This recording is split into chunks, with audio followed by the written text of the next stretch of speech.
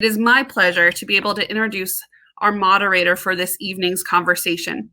Susan Catrell, she, her, is an international speaker whose TEDx talk has over 1.5 million views. Outsmart magazine called her the mother of all mama bears. The Advocate dubbed her our favorite affirming matriarch.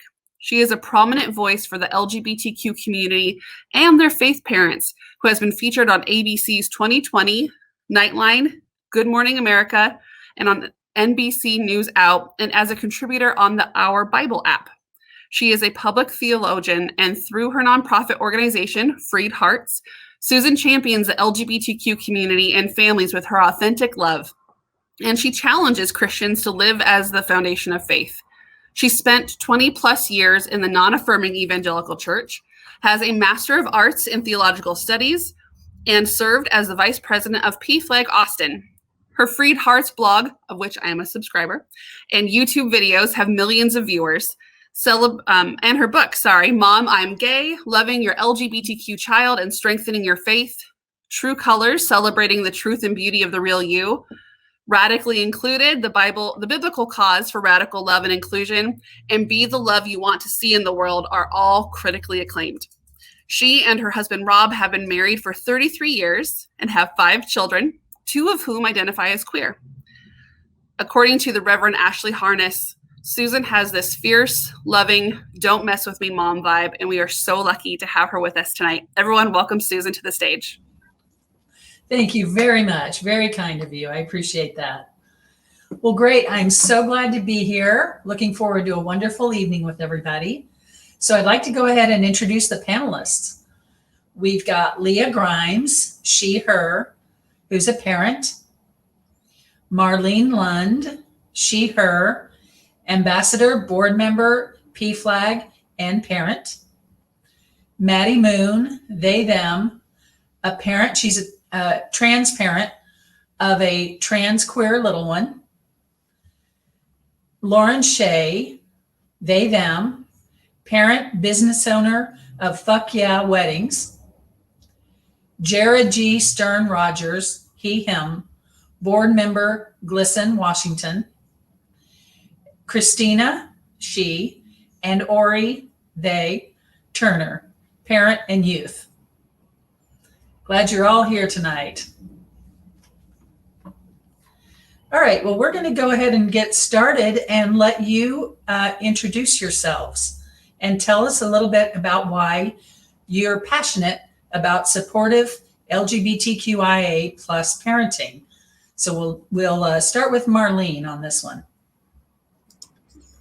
Good evening, everybody. I did want to make one small correction. I'm a member of the board of PFLAG Seattle. I didn't catch that when we were doing the editing. I'm not at the national level.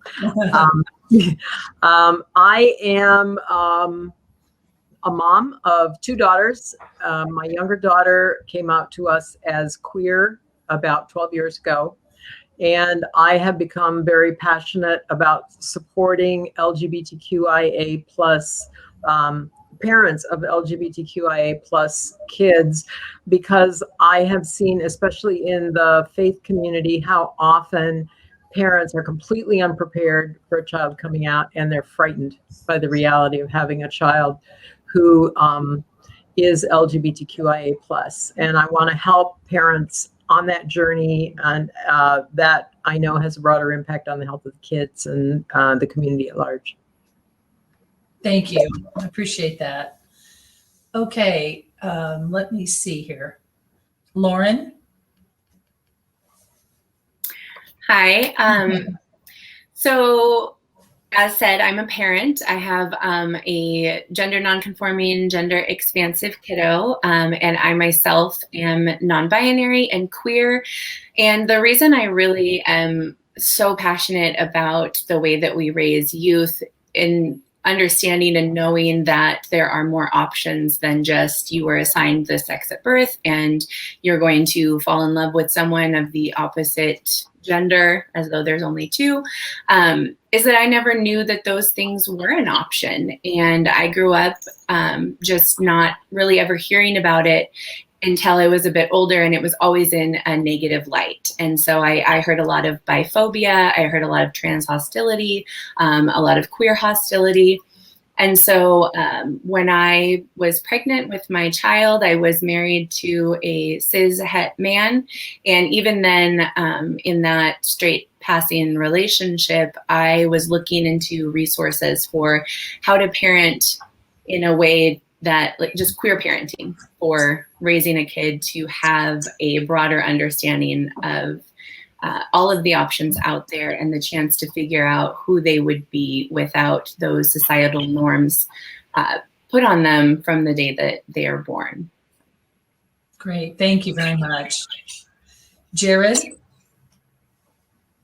Thank you. My name is Jared. I use he, him pronouns. I'm the youngest member of the GLSEN Washington board, and I lead many of our youth engagement and youth leadership programs. But before that, I was a queer student and a leader at my high school's LGBTQIA+ student group, our Pride Club. And before that, I'm a brother of my transgender older sibling. I speak to LGBTQ+ youth every day. And that means every day I'm surrounded and confronted by youth who have been hurt or are currently being hurt by their families' attitudes, their words, their actions. I'm passionate about supporting LGBTQ+ inclusive parenting because I want a world in which the members of my community, my friends, my family, the people I care about, can be happy, healthy, and safe. And I believe that unsupportive, uninclusive, hateful families, and especially parents, are in direct opposition to this. And that's why I want to make sure that all families are as supportive as possible of their LGBTQ+ family members. Wonderful. Thank you, Jared. And let's go to Leah. Hello, everyone. I'm Leah Grimes. My pronouns are she, her. I am a bisexual woman, and I am the parent of a marvelous pangender child. Mm-hmm. I am very passionate about inclusive parenting in all aspects of parenting, but specifically when it comes to creating an extremely stable and supportive home life and base, and rooting for my child is the utmost when it comes to anything, whether it is her gender expression or her sexuality or her education or any future choice. This is just like anything else. I want to be as supportive as possible, just like any parent would be about any choice that their children would make about their nutrition or about, the people that care for them. This is just another part of caring for your child, is caring for who they are, evolving into. And so that's what I believe in, what I follow as a parent. Great. Thank you very much. And finally, Maddie. You're muted, Maddie. A little bit of a dinosaur, but that's okay. My name is Maddie Mooney. As already stated, my pronouns are they, them. I'm a trans queer child, trans queer Black child of African immigrants, and the parent of an amazing genderqueer queer 12-year-old. I think that I am super passionate about LGBTQIA parenting and parenting my little one, because I think that growing up in Seattle and growing up for the most part in a predominantly white area as the child of immigrants, I harbored a lot of shame around my culture, and that that kept me also not knowing how to talk to my parents about my gender, about my sexuality, and as an adult, I know that embracing my culture, right? Because a lot of BIPOC cultures, have had trans and gender diverse, ancestors for hundreds and thousands of years. I want my child to be able to also embrace her culture and love who she is, and know that, who she is in her blood, her identity, her gender identity is in her blood. You know, her sexuality is in her blood, and that our ancestors have always recognized the expansiveness of gender and the expansiveness of sexuality. And so I want to be a great role model for my kid, and I want to, you know, lead by example and let them know that, you know, that there's nothing wrong with them. That's awesome. Thank you so much, Maddie. I really appreciate it. Mhm. Okay, well, let's ask this next question. This is for parents. Think back to when your child came out. If you knew then what you know now, what would you have done, if anything, differently? So let's start with Marlene. I think in general, my daughter tells me this is true, that I did pretty well when she first came out. I said, I told her, thank you for sharing this with us. My husband and I were there together. This doesn't change the fact that you're our daughter and we love you, and you know, we'll travel this together. But I remember feeling like I had been nailed to my chair. Mm. And my daughter was sitting on the couch across the room from me, crying as she was bearing her soul to us and not sure how we were going to respond. And I couldn't get up out of my chair to go across the room and hug her. I told her to come to me and I hugged her. But in retrospect, I wish I could have gotten myself out of my chair to go across and just hold her while she was on the couch. Yeah. Thank you for sharing that. Sounds like you did pretty well given everything. Great. Thank you for sharing, Marlene. Loren. So I've had a really great experience in raising my child to not have ideas of who he is supposed to be. And so he's never had to come out in any way. We've always talked about pronouns. We've had pronoun check-ins regularly with him. He has always had the option to shop in whatever section of the store feels right. We don't call them boy section and girl section. We talk about it like, would you like to go in the colorful section that has a lot of like cats and rainbows, or head over to the section that has like a little bit darker colors with trucks and dinosaurs. And, you know, I've found a lot of brands that are gender inclusive in their advertising. And so those are the places that we look so that he can see other little boys who are wearing dresses and have long hair. For about a year, it was they, them pronouns all the time. And, you know, we just went with it. It was, you know, I just feel like me. For a while, it was just he, him. Then it was any pronouns. And we've had a lot of conversations about like, you know, what do you want to be when you grow up? And he'll say, I want to be a dad. And I'll ask him, well, who do you think that you might have for a partner? I don't know.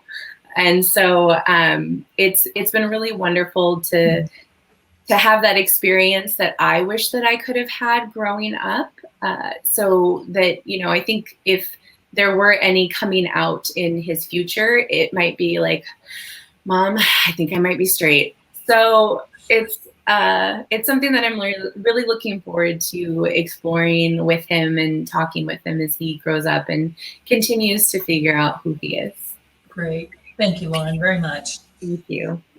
All right. Well, for the LGBTQIA plus youth, think back to when you came out. Were there any positive experiences related to coming out? And we'll start with Jared. Hi, yes. Much like what Loren talked about, I never came out. Mm. I still haven't come out. That doesn't mean they don't know that I'm LGBTQ+. That just means that I never formally announced it. I didn't have to come out because, first off, my parents educate themselves about the LGBTQ+ community, and where they don't educate themselves, they're willing to learn. But it's also the privilege of being a younger brother of a transgender older brother who broke all the ice for me. I also made a point not to. I think this is something that I tell people quite a bit. I tell my peers that you don't have to come out. But I also tell parents, don't expect your child to come out. Right? Not to you, not to anyone else. Because coming out, as in like the process of formally announcing to someone or anyone that you are a member of the LGBTQ plus community and this is how your identity impacts their life, I think is becoming more and more detrimental to the LGBTQ plus community as a whole. I mean, don't get me wrong. I recognize the value to individuals that coming out provides. I have no doubt that a well-prepared coming out is the most safe way of letting those around you know about your identity and preparing for it in case something goes wrong, in case you need to go to somebody else's house. But if we take a step back from the individual and look at things on a wider scale, I don't believe it's beneficial for our community because coming out reinforces the idea that individuals are cisgender and heterosexual until proven otherwise. That it's a way of telling someone that, no, we're not the standard, and you need to know we're not the standard. It others us. And I think that, and if your child, why I often tell people that they shouldn't tell their parents their identity until they're ready, is because often we see parents who tell others about, parents and family members and others that tell others about their child's identity before they're ready for it. Like if you're a parent and your child lets you know that they're queer or transgender, but your spouse does not know, please don't tell them. Don't post anything on, I mean, I hear this from youth all the time. Don't post it on social media. I can't tell you how many times that I see a student that has come out to a parent, they post it on Facebook, and suddenly the whole family knows and grandma isn't paying for college anymore. Just be there for your queer youth and ask them how you can best support them. Create an environment where they don't have to come out like Loren has done. Great. Thank you so much. Were you finished? Oh, excuse me. Great. Thank you. Thank you, Jared. Okay, and Ori. So I actually came out twice, once in Canada and then once in America. Both experiences were very positive, and in Canada, it wasn't really like a big deal. It was in first grade, and I actually got more popular, which is kind of funny. And then in America, everyone supported me. Oh, and then in Canada, I transitioned from female to male, and then in America, I transitioned from male to non-binary. Wonderful. Thank you so much for sharing, Ori. I appreciate it very much.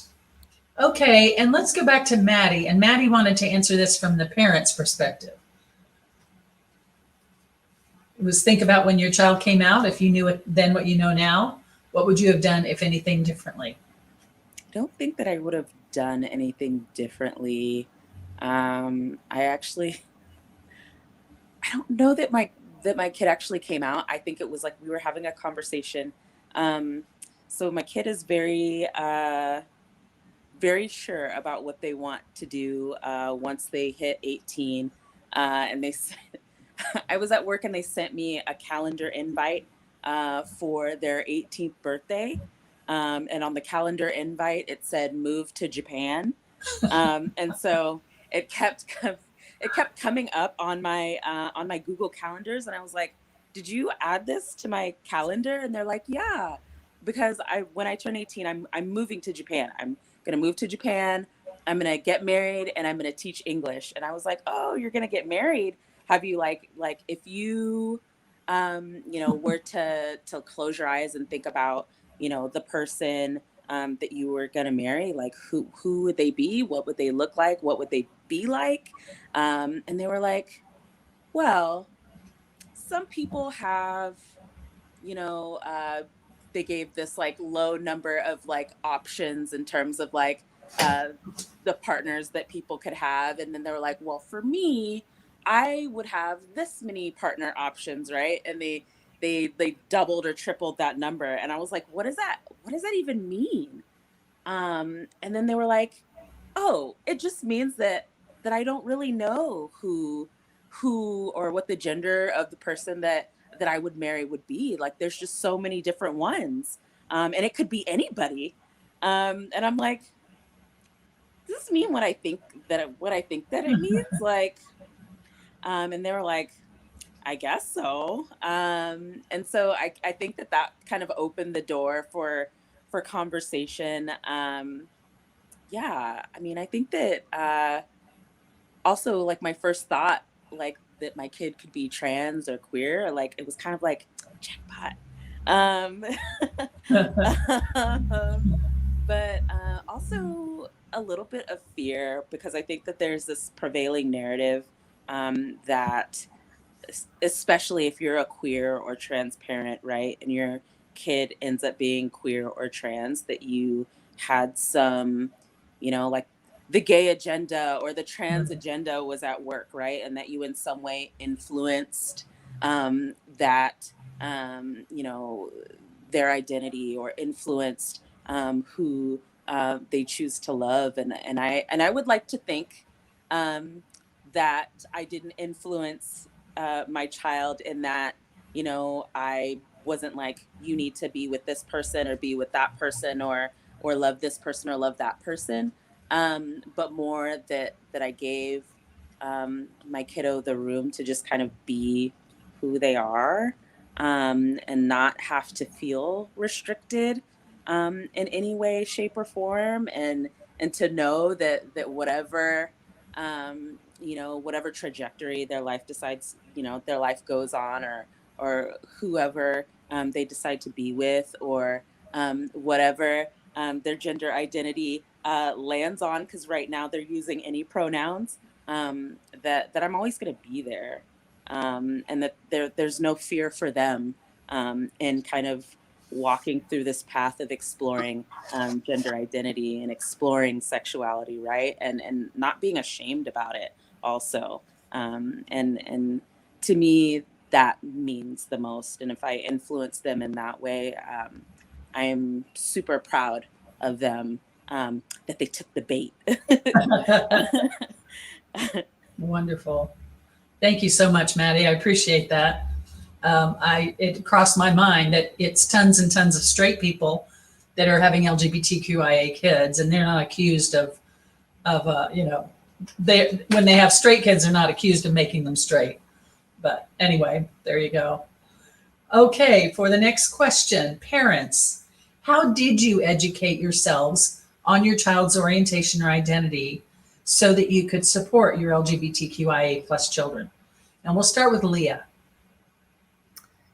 I would say for me, I think initially it was just asking respectful questions. I don't claim to be an expert on all things LGBTQIA. So when my daughter said, I am pangender, you know, the first question was, you know, asking for clarification and just, you know, can you just explain a little bit about what that means to you? And then, you know, obviously first just saying, you know, I love you. My personal reaction was, this is fantastic. I'm like, this is wonderful. I'm thrilled that you felt that you could share this with me. I'm not sure that I shared that level of relationship with my mother at that age. My daughter's 12. So at first I was like thrilled. I'm so happy that she's that self-aware, and I'm so happy that she's on this evolution of becoming who she is. But at the same time, that does bring forth an evolution as a parent. That does put I wouldn't say the burden, but that puts the responsibility on you to learn about things that you didn't know about before. So, you know, one of the questions, my daughter, you know, routinely goes to therapy, especially during the pandemic, just making sure everything's okay. One of my questions was first, hey, can I have a talk with your therapist? Can I ask her and let her know that you let me know this? And she said that was fine. And I asked her, do you have any resources for me? Because unfortunately, I made the silly mistake, kind of like when you have an ailment and you go to Google and it just, leads down terrible roads. The first thing I got to was, your child and their gender dysphoria issues and all these things about trying to change them. And I'm like, no, she knows exactly what she is. I would like to align myself and get on the right page. We're not trying to change her. And, everything kind of led to, unfortunately, this kind of conversion kind of, I'm like, no. So I just ended up going to her therapist and being like, do you have resources? And one of the things that she sent me was PFLAG, and we went down, the PFLAG/family, and I read I believe it was Our Children Guide. And I just got clarification for myself on terminology and things. And I asked, what do you prefer? Do you prefer all pronouns? Do you prefer certain ones? What do you prefer do you prefer that I call you my daughter or my son? Do you prefer that I call you pretty or handsome? Just asking what made her feel more comfortable so that I could create a more inclusive environment. We also have a younger child in the home. My other daughter's 4 years old. So obviously certain concepts are a little beyond her, but there is a great resource called, I think, the genderbread.org. And it takes large concepts when it comes to gender and attraction and identity and breaks them into smaller pieces for smaller kids. So I can introduce the concept of, my daughter's older sister, being able to say, okay, instead of she, her, we can also use they, them. We can also use he, him. And here's how we would change that dialogue. So it was definitely not just me educating myself. It was as a mother. It was also making sure it was an inclusive education for my daughter's sibling. And then, when she was comfortable telling her father, also her father. So it was definitely a family. It was a family education. And it was, being willing to take that on and also asking for help when I didn't know the right resources and, having a professional guide me to finding them. That's excellent. Thank you, Leah, very much. Of course. Okay. How about Marlene? Oh, hold on just a second. I'm having a few camera problems here. Okay. Yeah, for me, there were two components of this. Several of my daughter's friends had already started coming out. And so I was, very comfortable having my daughter's friends coming out. When my daughter came out, it was a big surprise and then also a challenge for me, partly because I come from a very conservative Christian background. And so I had sort of a two-pronged approach in getting educated. The first one was I wanted to understand the science of sexual orientation and gender identity, how, as much as I could get my hands on at the time. And then I also needed to go down that path of understanding the theology, because there's a lot of teaching in the church that can be very exclusionary and frightening for parents of LGBTQ kids. I didn't think I agreed with it all, but I needed to feel like I could stand on solid ground and argue down anybody who was going to tell me that my kid was going to hell. So I got as many books as I could find. I read a great book on scientific research into gender identity and sexual orientation, which was called Gay, Straight, and the Reason Why by Simon LeVay. And then I started moving into the theology piece. I read a lot of books. I read a lot of blogs. I watched YouTube videos.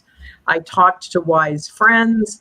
I did a lot of praying, and I talked to my daughter and just asked her how she was feeling, how she came to understand herself, and that sort of thing. And then when she went off to college, I started volunteering as a cook at Lambert House because I wanted to get to know a lot of kids from all across the spectrum of LGBTQIA+. I learned about asking about pronouns, about not making assumptions based on how someone was presenting themselves.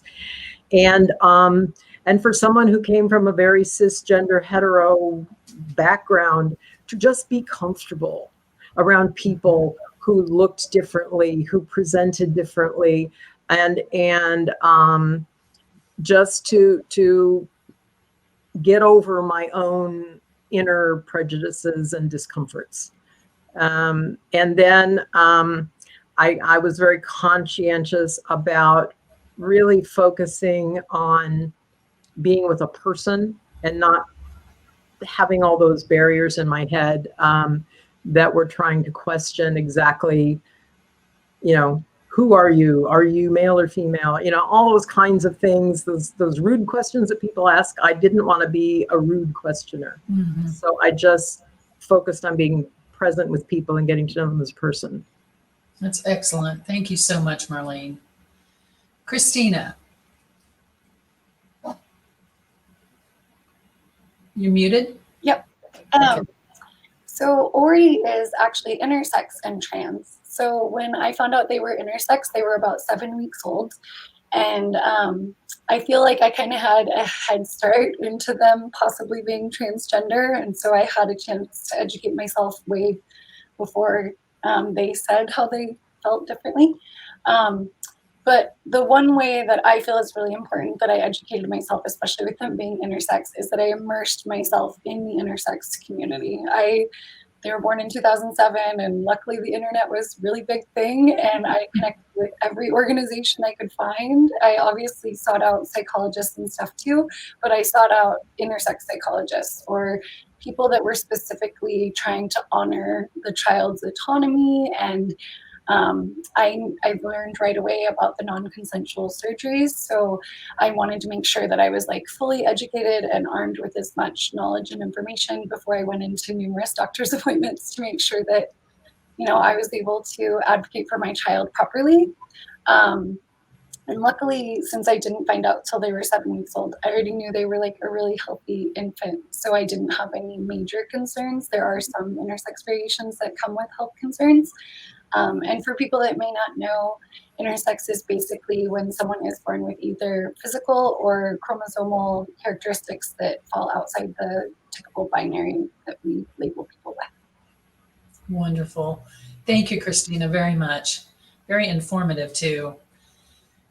All right. A head start's always a great thing too.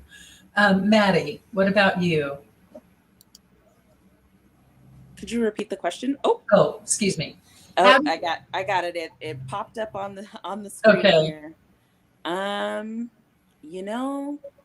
I didn't do a lot to educate myself because of just my own experience and being queer and trans. What I did do was be more aware and intentional that what I know was matching what I did in terms of parenting my child, right? Mm-hmm. I think that when I was pregnant with my kiddo, you kind of cook up all of these dreams and schemes of what their life might be like. And then, their life isn't like that, whether it's because of circumstances that happen, with you and environment and job and this and that. And also, what happens with them and how they choose to live their life. Right. And I definitely had to be really intentional about respecting my child's autonomy and knowing that my job as a parent is not to tell them what to do or make decisions for them in certain situations, but it is to guide them and also to have them guide me, right? It's been a lot, because I think that too, in growing up in the cultural situation that I did, right? A lot of these things were not things that were taught to me, right? They were things that had to come to me as I was on my own journey, and there are things that are coming to me as I'm on this journey with my kiddo, and I think I'm doing pretty good. They surprise me every day, and they tell me when I'm effing up. They tell me when like things are great, and that's all anyone can do, is know that your kid is their own person, and allowed to be their own person, and it's our job to guide them. That's right. It's excellent. Thank you. Thank you, Maddie. Okay, next question. What support can organizations and social networks provide to youth when family or community members are not supportive of LGBTQIA plus youth? Jared, would you like to start with that? Yes, thank you. The short answer, if you're in Seattle proper, you have the privilege and the physical resources to get to these organizations and networks and the Wi-Fi to be able to participate in them. They can do everything. They can give you everything. But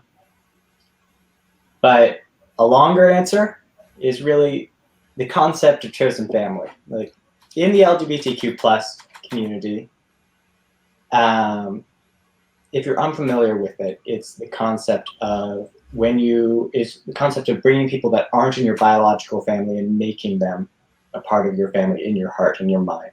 And it's one in the LGBTQ plus community that's born of necessity. So these organizations and social networks give people that family when their family members may not be there. Yes. Organizations and even student groups like GSAs often provide immense amounts of support, education, and freedom for queer and trans youth. In my organization's case, GLSEN Washington, we work with students and schools to make sure that they're as supportive and inclusive as queer and transgender youth as they can be through education, through staff training on how to use proper pronouns and all of that. And we will often advocate on the behalf of students to their schools in cases where education is lacking. And we're not the only one. There are great organizations like PFLAG that can provide support to parents. And there are great organizations such as in Seattle, we have Lambert House, this amazing community center. I love them so much. That's down on Capitol Hill, I believe still. And it's just wonderful. It's a great place for youth to go if they want to find community, especially if they can't get in their school. Excellent. Thank you so much, Jared. Also, Freed Hearts. We have a lot of chosen family available and online support groups. So come to us too, and we'll help get you plugged in, especially if faith is an issue. We deal with a lot of people with Christian faith backgrounds. Thank you very much. Leah? For us personally, we're currently living in Florida, and so it is very difficult, especially with the education system, to find anything that's particularly LGBTQIA gender affirming or sexual identity affirming. So we've had to go outside this traditional school system. There's a couple of resources. Obviously, GSA is great. My daughter's currently 12. So PFLAG has some awesome groups, I think, for children. And I think part of it has just been, my daughter tends to be shy in general, just as part of her personality. I don't particularly like shy. She just chooses her words very carefully and who she chooses to speak to, and that's how she approaches things, which I think is an asset that I sometimes don't have and wish I did. But being able to join communities where she knows people are like her or going through similar struggles as her is just another place where she can talk about things that sometimes have nothing to do with LGBTQIA issues. It's anime, it's school, it's online school, it's how annoying your mothers are. It is, all of these other things that have nothing to do with that. It's building that chosen family through a joint connection, whether it is gender or sexuality, but it's also just exploring life with people who look at it through the same lens, and I think that's important no matter who you are, but especially with, children, especially living in a place like Florida where maybe finding things within schools or finding the GSA is just a little bit harder here, having either online resources, or we do live, fortunately, close to a local resource called Compass. And that's been extremely helpful for me as a parent to find other parents who have resources and, are like-minded. And then also for our kids to be able to bond and just, create chosen family. Excellent. Thank you so much. Appreciate that. Okay, next question. What are the biggest cultural barriers that hold back LGBTQIA plus youth? What do we need to do to break those barriers? Loren? So this is such a big question. I obviously don't have all of the answers, but when my child first started at preschool, I made sure that we were at a preschool that had anti-bias curriculum, anti-racist curriculum.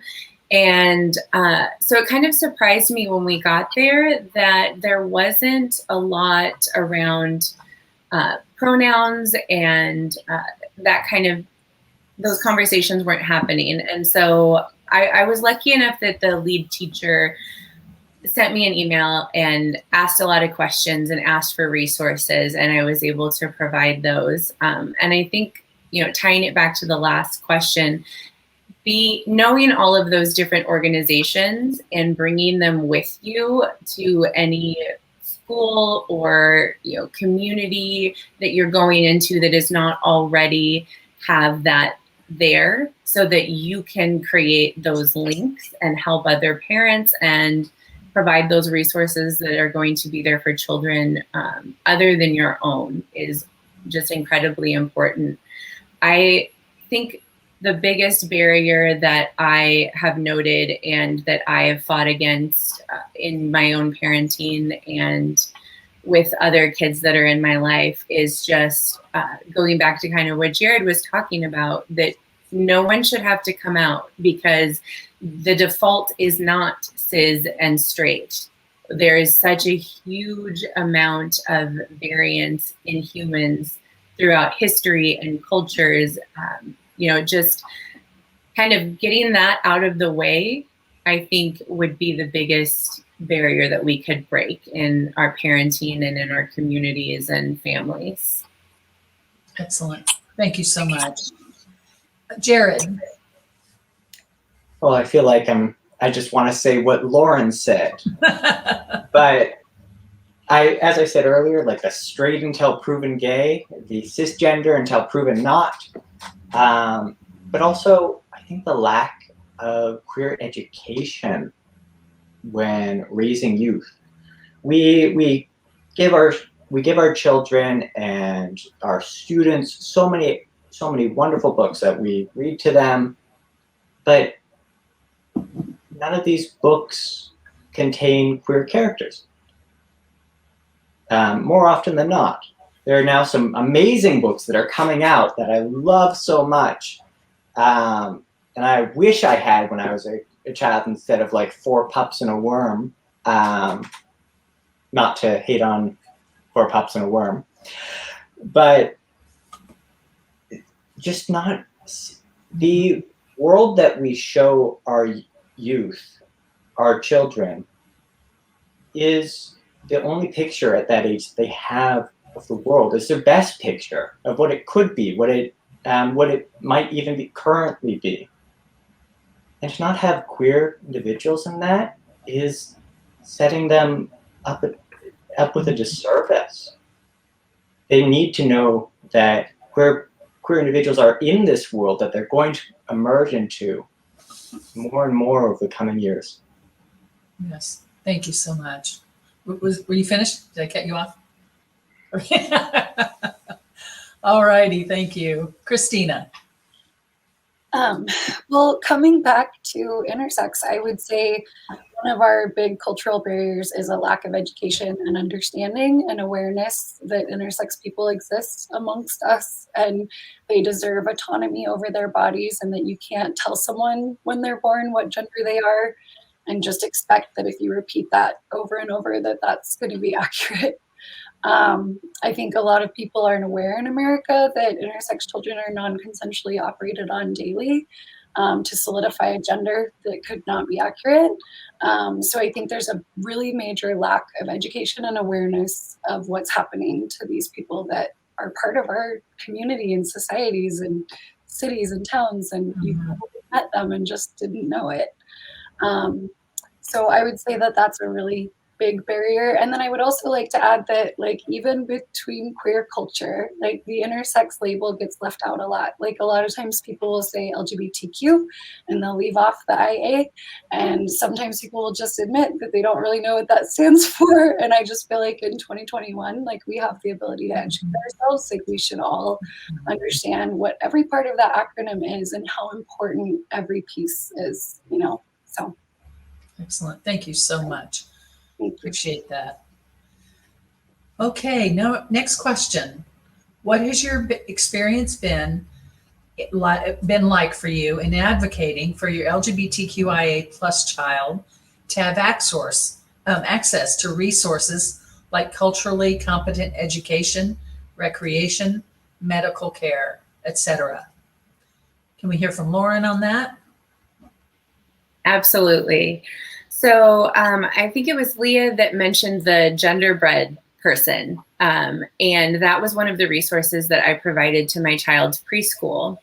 And it was sent out to all of the families at the preschool so that they could know what was going on, know that, you know, there was a child who was gender nonconforming and used they, them pronouns at that time.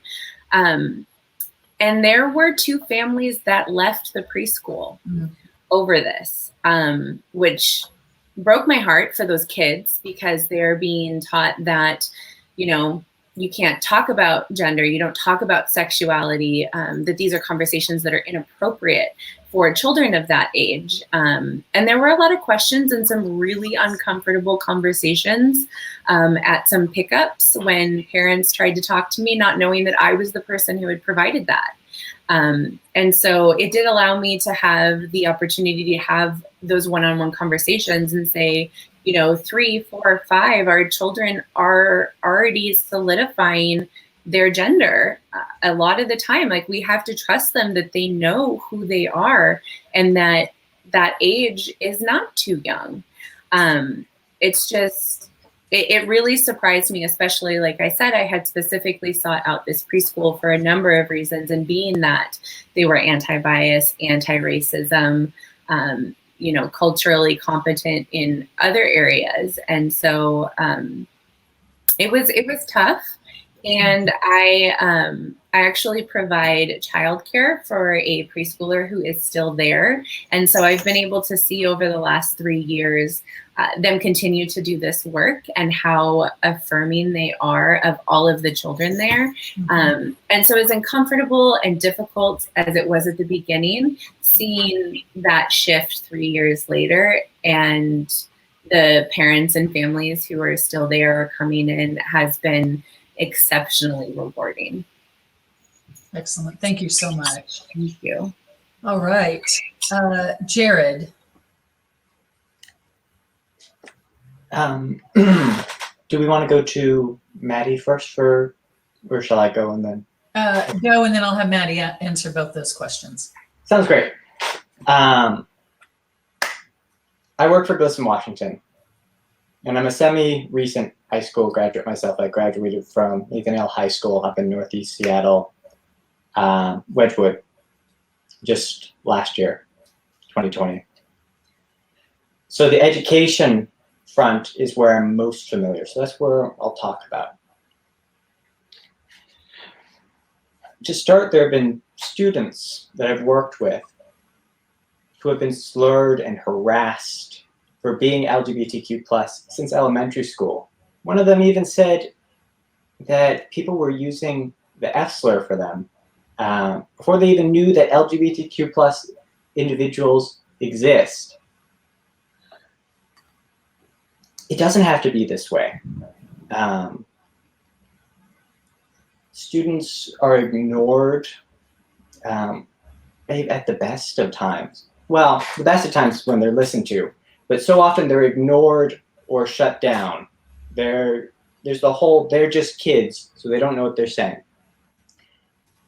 I had the privilege of seeing a school who I feel are starting to do it right the other year. After I spoke at the 2019 Seattle Public Schools rainbow flag raising at the district offices, I was invited by an elementary school, Queen Anne Elementary, their counselor there, to speak to their effectively what was a GSA. It's called their I don't remember what it's called. It was rainbow something.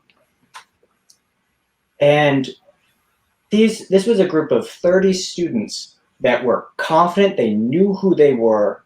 They knew they were LGBTQ plus. They were proud of being who they am, of who they are.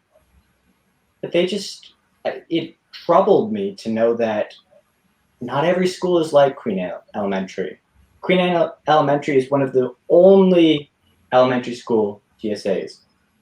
The only one, not even in Washington State or Seattle, but in our country, in the world.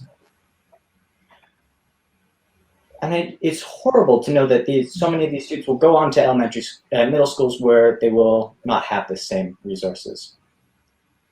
Advocating for youth is wonderful and terrible.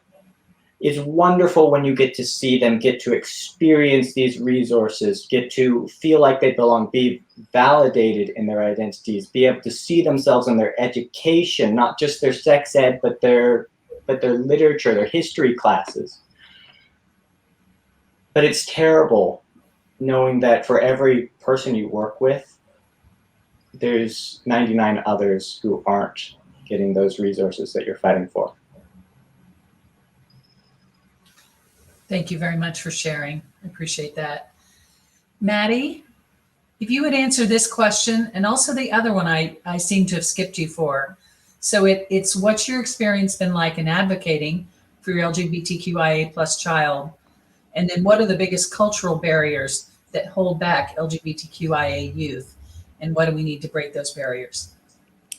So that's a lot. And I don't know that my ADHD brain can handle both questions, but I do know that I think that my child's experience has been a little atypical in that, one, they have a trans parent. Two, I am a trans and queer community organizer, and I specifically work in,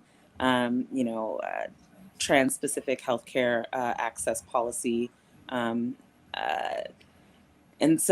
also have a very large chosen family of folks who also specifically work in, queer and trans-specific resources. And so we haven't really ever needed to advocate for my kid in a lot of the ways that other folks might have. And for me, that's a privilege. Like it's a privilege. I've definitely had to advocate for her in other ways in terms of their disability. But I think too that people pretty well know in Seattle that I don't play that. So we've been really fortunate in that way. In terms of cultural barriers, I'm going to be really literal about that. And that I think that there are not enough cultural specific resources for folks specifically for LGBTQIA plus youth. I know that a lot of folks that I know and that we know who are BIPOC, who come from backgrounds where their parents are immigrants, or I feel like there aren't the resources that there should be for how to navigate those conversations, right? With folks who, with folks who are BIPOC and folks who come from cultures that aren't, America. Mm-hmm. Yes. And it's really unfortunate because I think that there's a lot of damage that can happen in not knowing how to talk to your parents, or not knowing how to talk to your family, and having these very specific resources that are geared towards folks who are who are from American backgrounds, Mm-hmm. As opposed to, for example, African backgrounds or Muslim backgrounds. And so, yeah. Yeah. All right. Thank you very much. I appreciate that. Very thoughtful. Okay. Next question. What are issues that LGBTQIA plus youth face that society isn't talking about? Kristina?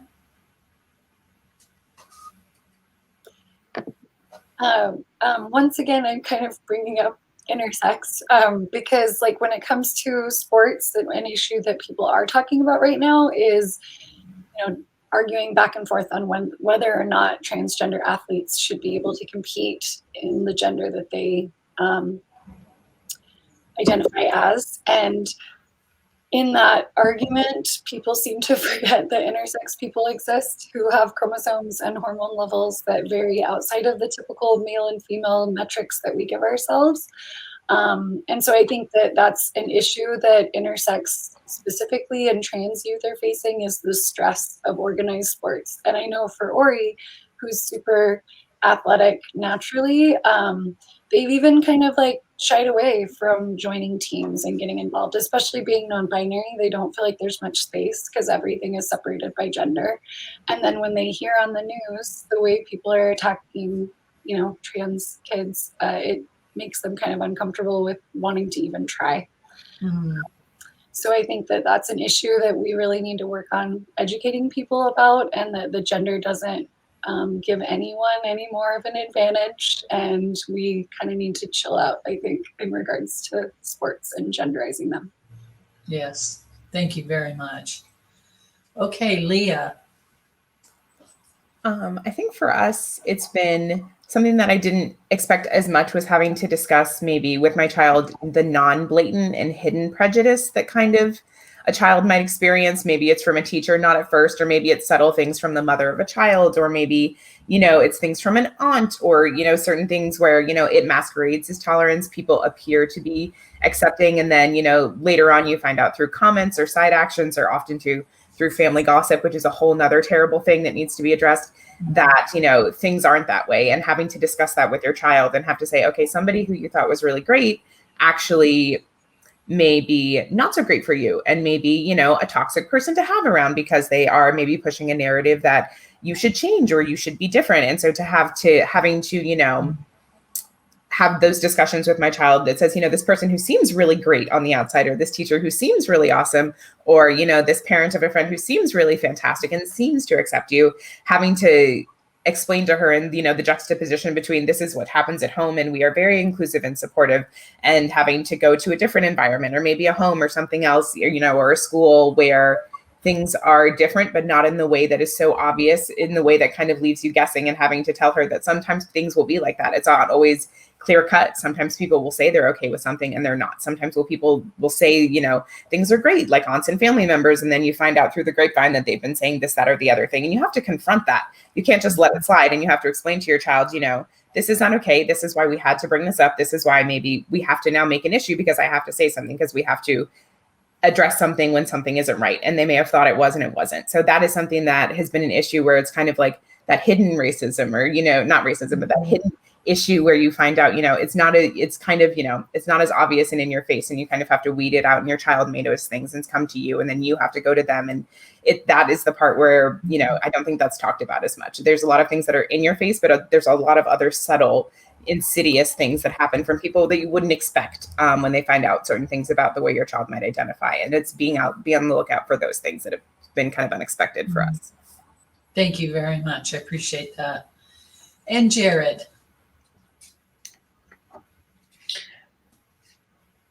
I think 95% of this is a very easy question in many ways, because 95% of what we've said today is not being talked about. You won't see it on NBC, you won't see it on ABC, you won't see it on CNN. When society talks about LGBTQ plus, IA plus individuals, we hear about the hugely important bathrooms, LGBTQ IA plus in sports, and their legal status. And all of this is crucial. This is hugely important, as I said. But it's not everything. I think a big issue, I'm most qualified to talk about education. And when we talk about LGBTQ plus, in queer and trans inclusion in education, we talk about sex ed, we talk about health classes. It is great, it's wonderful, but the queer and trans community is more than just sexuality. It's a culture. We need to see ourselves in the history classes. We need to see ourselves in the science classes, the biology classes, hearing about how it's evolutionarily viable to be LGBTQ+. Hearing about all the wonderful LGBTQ people in history and all the not so wonderful LGBTQ+ individuals in history, because we're everywhere. We're everyone. I think Ipsos Mori came out, which is like a big pollster especially for the Europe and the UK, came out with this survey of this report on our generation, my generation, Gen Z, and they found that 30% of our generation doesn't consider ourselves straight, entirely straight. And we have something called the Healthy Youth Survey in Washington State, where we ask youth a bunch of questions about their stuff, and they recently added LGBTQ+ questions. In my school, that number was 33%, and for gender nonconforming individuals, it was 10%. And I know we're against the clock, but I really feel like it's important that we talk about LGBTQIA+ individuals of color, because this is something that us white people need to educate ourselves, because we're not educating ourselves as is, and that's causing terrible problems. Despite our trailblazers for the LGBTQIA+ community being overwhelmingly BIPOC individuals, the vast majority of resources have gone to white people. I'm not, like an example from my work is, if you look at if you take a school, look at their student demographics, and you look at their GSA if they have one, or the LGBTQ+ student group, and then you look at the demographics of their GSA and you compare that to the school, almost without fail, that GSA will be many times more white than the school as a whole. And we know that being LGBTQ+ doesn't discriminate based on race. If you have a school if we have like a school that's 50% white, oftentimes the GSA on average will be 85% white. And that's not okay. We bring off, like, in another example is the AIDS crisis. Like, so often the white LGBTQIA+ community, we often talk about how we've beaten AIDS, how the crisis is behind us. And that's because for many white people, we've been given all these resources to combat it. It's still going on, but AIDS is a huge problem in our community. AIDS education, AIDS resources. A majority of AIDS transmissions come from the BIPOC, or happen within the BIPOC parts of the LGBTQ+ community, because they're not getting these resources, because it's going to us white people. And even, like, to take it back to Washington State, if you look at prisons, this is a little bit separate. If you look at prisons, a majority of, if you look at prisons in Washington State, NBC News in 2019 did a study trying to locate transgender individuals in prison and trying to see if they were in they were in prisons that matched their gender, if they were in housing that matched their gender. And of like the 5,000 people they located, only 15 of them were in prisons that matched their gender identity. And we can't say that's not a Washington State problem. If you look at Washington State, only 2 out of 110 transgender persons that they surveyed were in prisons where the gender matched their gender identity. Only 2 out of over 100. That's not okay. And we don't hear about this. And it needs to be talked about. Thank you very much. Thank you. Okay. Let's see now. What are some of the best things about having an LGBTQIA plus child? What have you learned about yourself through your child's experience? Let's start with Maddie. I think one of the best things about having an LGBTQIA plus child is that my child has put me on to like the wonderful world of like Japanese boys love comic books.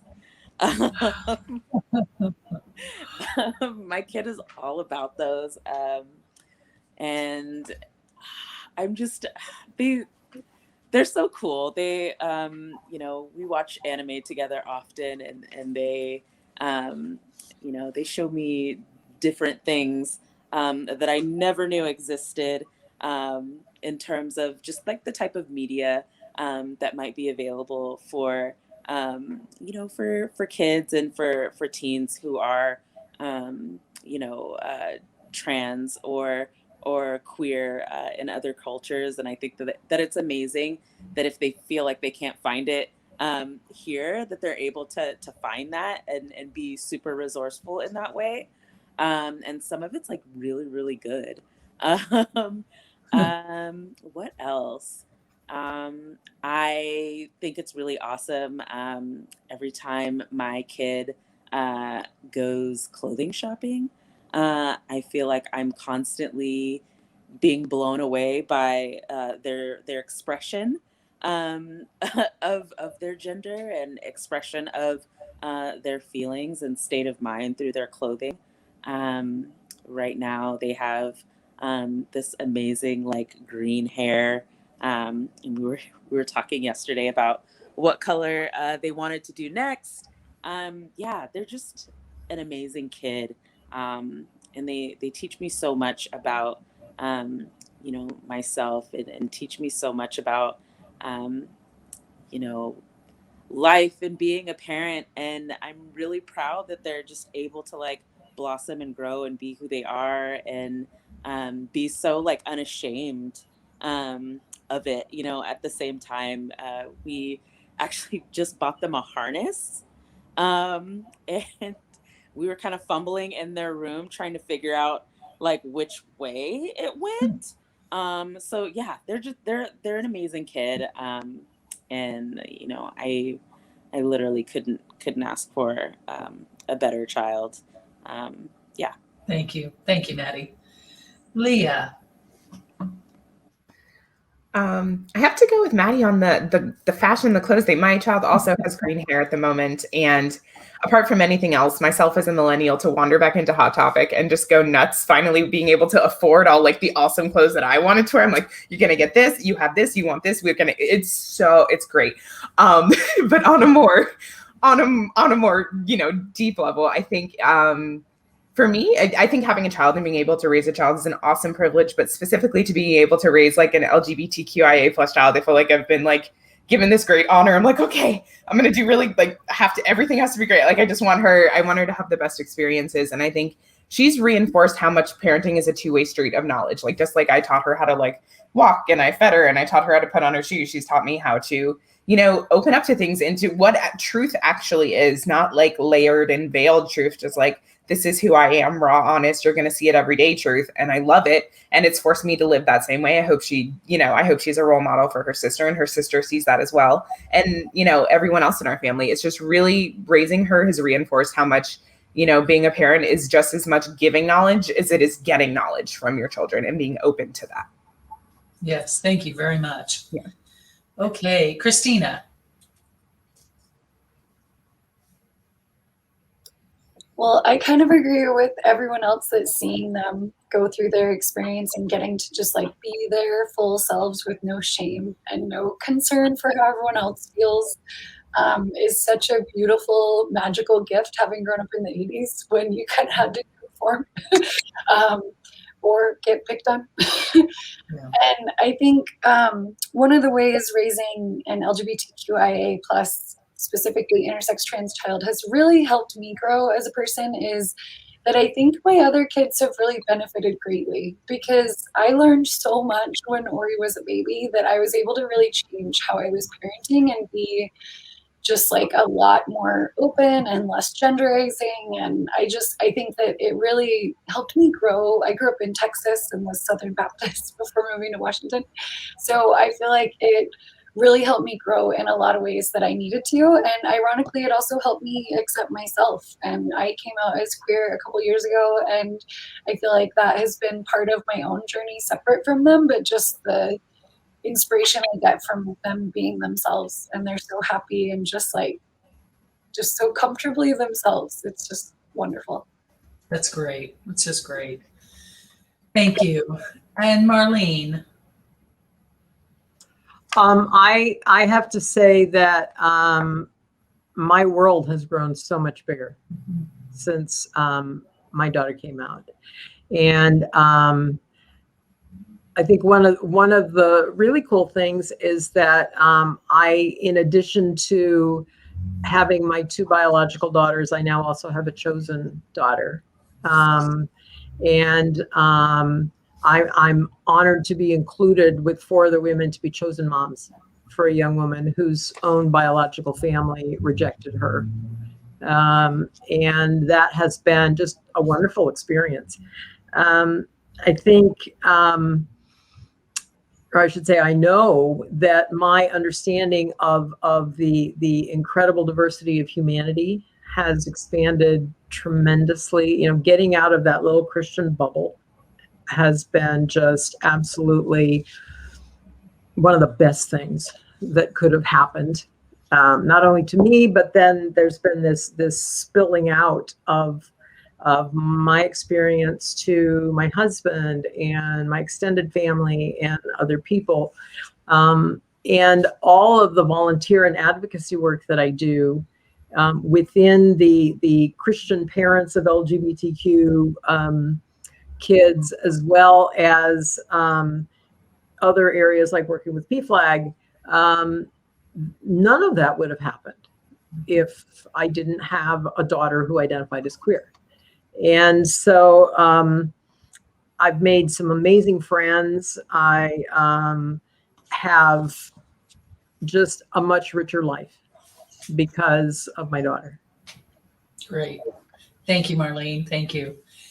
Yeah, I wanted to add my 2 cents onto this too, that our daughter coming out, our now child, they're non-binary now, just opened up my whole worldview. It was like an infrared light that shows you where the spots are you haven't cleaned. And I feel like it showed me my, not just homophobia, my white privilege, my racism, all the things that were exposed because of them coming out and us having to learn a whole new language.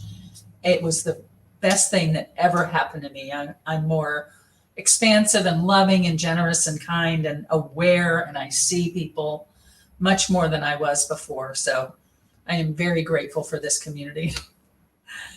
So thank you all. We are about to have some Q&A, but I want to thank all the panelists for your wonderful answers to all these questions. Very thoughtful and very helpful. And thank you to Seattle Pride for hosting this. We really appreciate you making this possible. And we look forward to doing something like this in person at some point too. Thank you. So stick around. If you would put your questions in the Q&A, just drop any questions you have in there on the right-hand side of the screen, and we'll take them. I wanted to point out, somebody just pointed out this to me, that my daughter, child, did not identify as non-binary before, but probably always was. So I wasn't thinking of them that way. So, but I think that's true. So, all righty. So let's get some questions over there for anybody who has them. And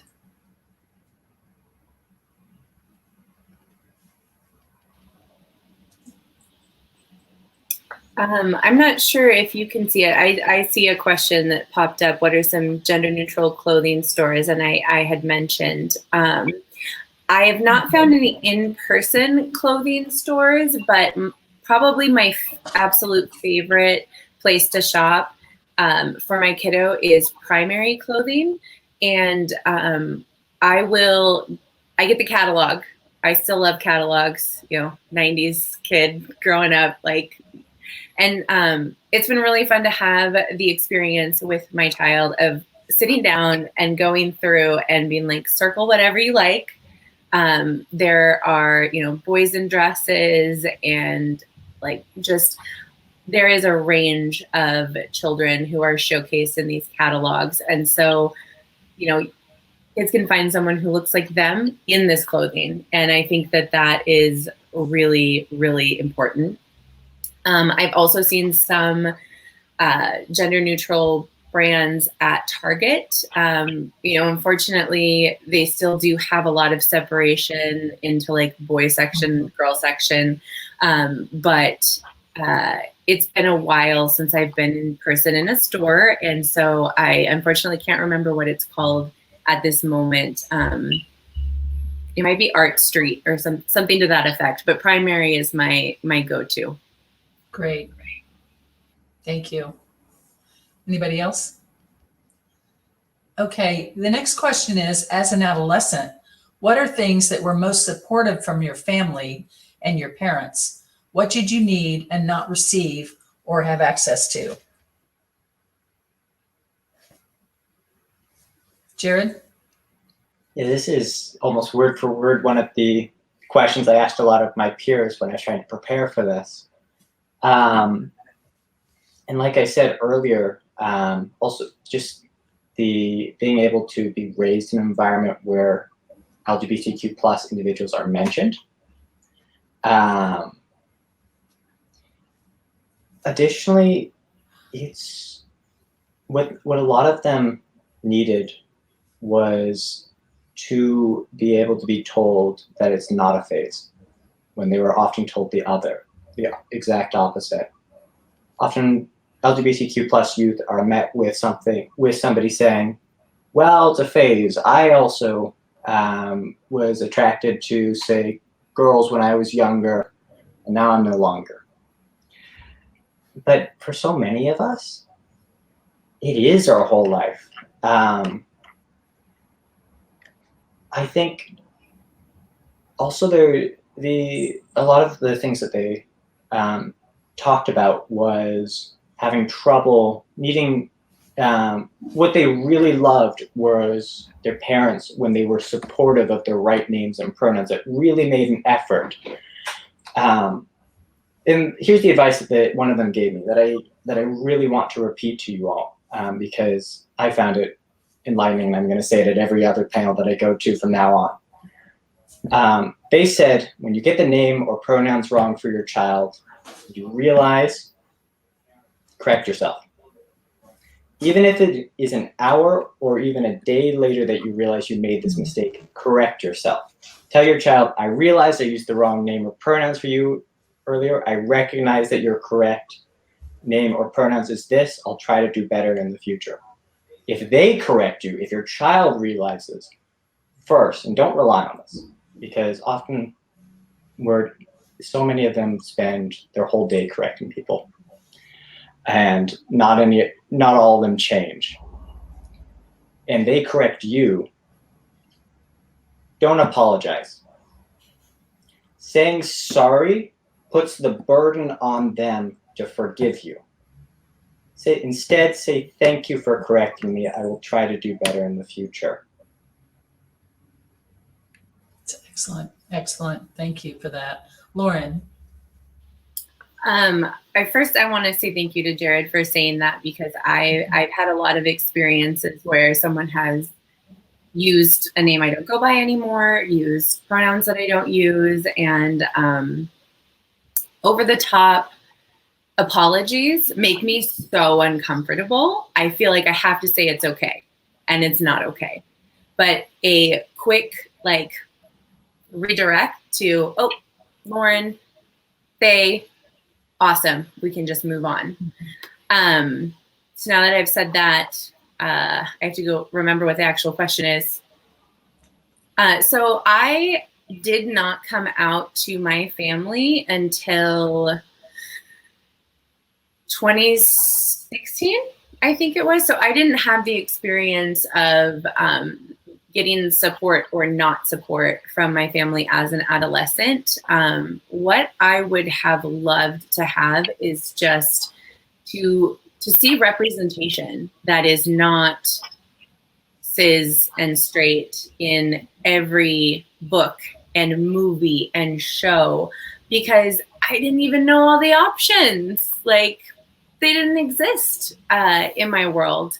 And it's so different now. It's amazing. I got an email yesterday that there's a show that is based on the Madagascar movies, and they're introducing a non-binary character who uses neo-pronouns. And my mind was blown. I started messaging everybody that I know a link to this article. Like, have you seen this? Like, it's happening. Like, this is not a niche show or something that like all of the parents are like, okay, like all the queers are sharing this show with each other and for their kids. But this is something that's the most mainstream show that I have seen that has that kind of representation. And that is what I would have wanted. And I'm really, really thankful that we are at a time where we're seeing that in real time become the reality.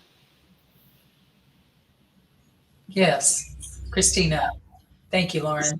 I really agree with what everyone has said and love it. I just wanted to add in that, like, I am a mom. I have tons of friends that have kids, and Ori has tons of friends. So I spend a lot of time with adolescents. And something I hear from intersex and trans teens and tweens, specifically in young people, is that they need to see healthy adults like them.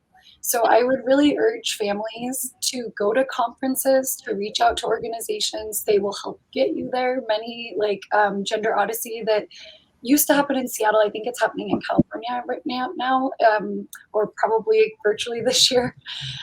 These organizations will give you scholarships. They'll help you get there. And something I would say, especially to cis hetero parents, is if you have a trans or intersex or non-binary kiddo, like, get yourself to some conferences so you can make friends with other intersex, trans, and non-binary people, so that your kid can see successful, happy people represented around them that are leading normal lives, that are just accepted and happy and normal, whatever that means.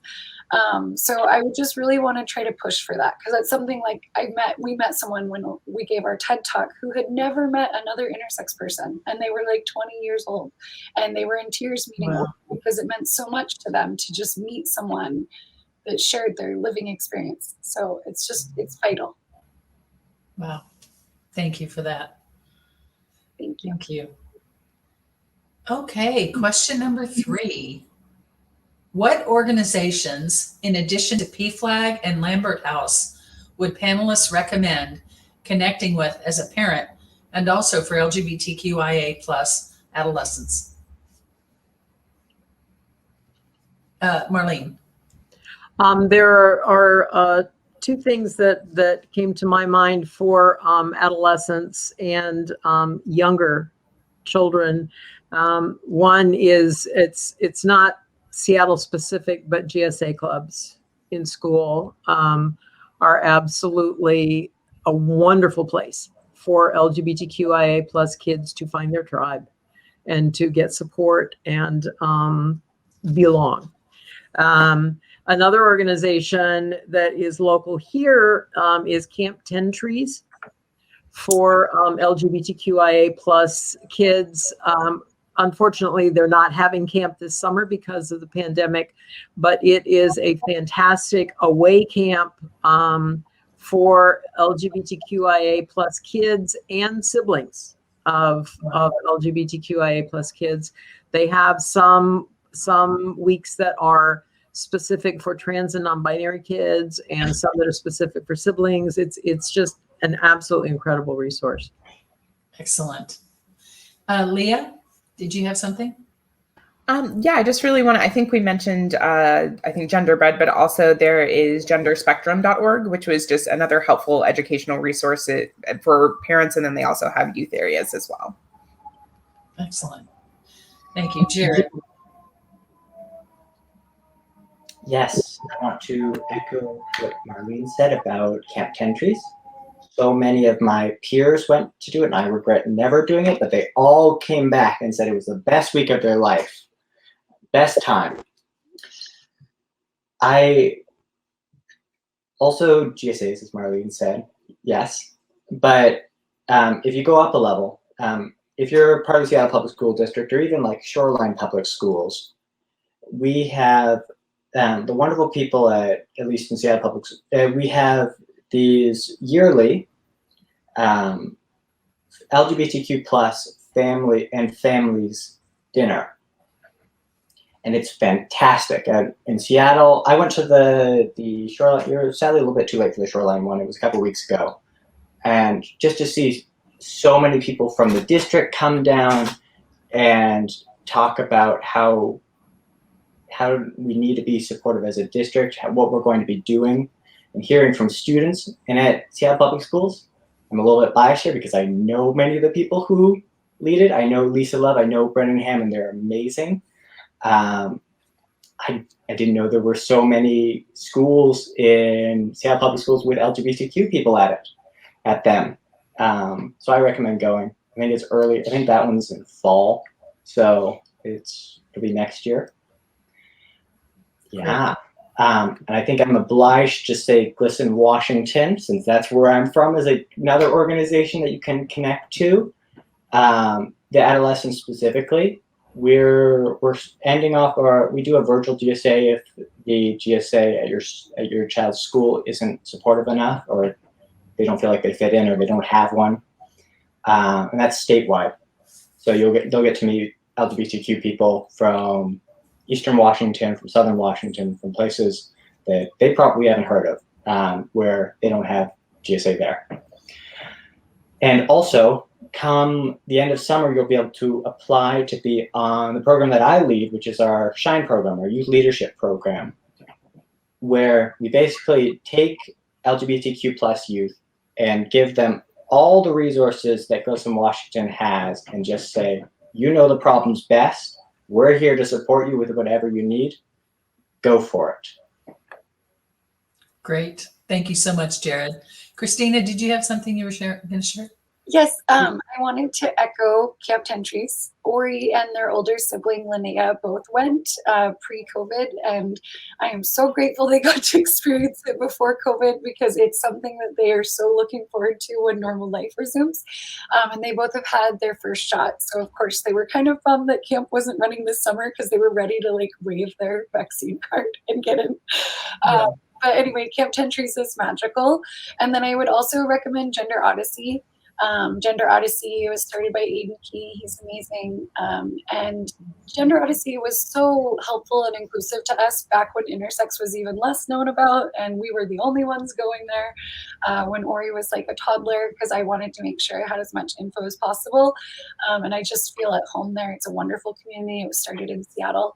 And then I also wanted to recommend interactadvocates.org. So if anyone wants to learn more about intersex people and the struggles they face, Interact Advocates is a nonprofit that fights for the human rights of intersex children and adults using innovative legal and other strategies. And they also have on their website some really wonderful PDFs that were made by intersex people, that what we want our teachers to know, what we want our doctors to know, what we wish our parents knew. So it's a great resource, and you can connect with people there.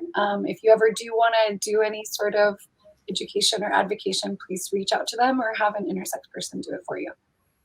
Great. Thank you so much, Kristina. Thank you. And come see us at Freed Hearts. We can, if we can do anything for you. And parents, we have groups for you. And LGBTQ, we also have some communities for you. So that's the plug on that. I just want to thank everybody again for a really wonderful time and so much wisdom and passion and insight to share with everybody. It's been a gift to everybody listening, I'm sure. Thank you so much for all you've done. and again to Seattle Pride for hosting this. And we will look forward to doing this again in the future. And for those who want to continue the conversation or make new connections, please join us now at Hop In. And thank you very much. And we'll see you next time.